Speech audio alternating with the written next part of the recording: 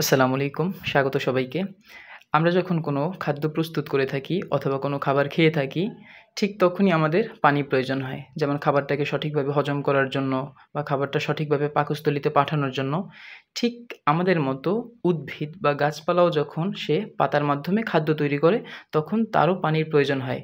তো সে পানিটা কোথায় পায়? তখন সে তার মূলের মাধ্যমে অথবা শিকড়ের মাধ্যমে মাটি থেকে সে পানি ও খনিজ লবণটা শোষণ করে এবং তার সেই শিকড় সেই পানিটাকে শোষণ করে সমস্ত দেহে ছড়িয়ে দেয়। যখন সেই পানিটা তার পাতায় চলে আসে, তখন সে খুব ইজিলি খাদ্য তৈরি করতে পারে এবং সেই খাদ্যের উৎপন্ন শক্তিটা সে তার পাতা থেকে আবার সমস্ত দেহে ছড়িয়ে দেয়। এই খাদ্য পাতার মাধ্যমে সমস্ত দেহে ছড়িয়ে দেওয়া এবং শিকড় থেকে বা মূলরোমের মাধ্যমে পানি শোষণ করে সেটা সমস্ত দেহে ছড়িয়ে দেওয়াটাকেই বিজ্ঞানের ভাষায় উদ্ভিদের পরিবহন বলে। তো বিষয়টাকে আমরা একটু বইয়ের সংজ্ঞা অনুসারে পড়ার চেষ্টা করি। উদ্ভিদের পরিবহন, যে প্রক্রিয়ায় উদ্ভিদ মাটি থেকে পানি ও খনিজ লবণ শোষণ করে এবং পাতায় তৈরি খাদ্য সারা দেহে ছড়িয়ে দেয়, তাকে উদ্ভিদের পরিবহন বলে। বিষয়টাকে আমরা একটু প্র্যাকটিক্যালি বোঝার চেষ্টা করি। উদ্ভিদ হচ্ছে সবথেকে মধ্যবয়সী যে পাতা থাকে, সবথেকে সবুজ পাতা। একেবারে কচি বা একেবারে বৃদ্ধ পাতা না।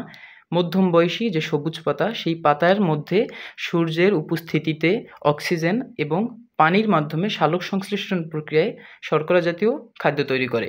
তো এই খাদ্য তৈরির জন্য আমাদের পানি দরকার। সেই পানিটা তখন শিকড় থেকে শোষণ করে, সেই কাজটা করে থাকে শিকড়ের জাইলেম কোষ। তো শিকড়ের বা মূলরোমের জাইলেম কোষ সেই পানিটাকে সমস্ত দেহে ছড়িয়ে দেয়।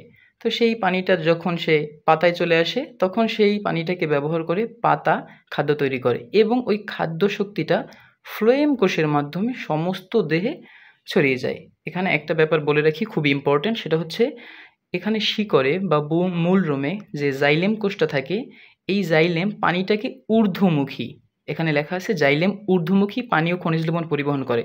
তার মানে শিকড়ের মাধ্যমে যে পানিটা গ্রহণ করলো সেটা শুধু উপরের দিকে, মানে উদ্ভিদের শিকড়ের উপরেই তো তার পুরো দেহটা থাকে, এই জন্য সে জাইলেম কোষের মাধ্যমে পানিটা সে উপরের দিকে পরিবহন করে থাকে। কিন্তু ফ্লোয়েমের মাধ্যমে পাতায় যখন খাদ্য তৈরি করে, সেই খাদ্যটা শুধু নিচের দিকেই যায় না, বরং উপরের দিকেও যায়।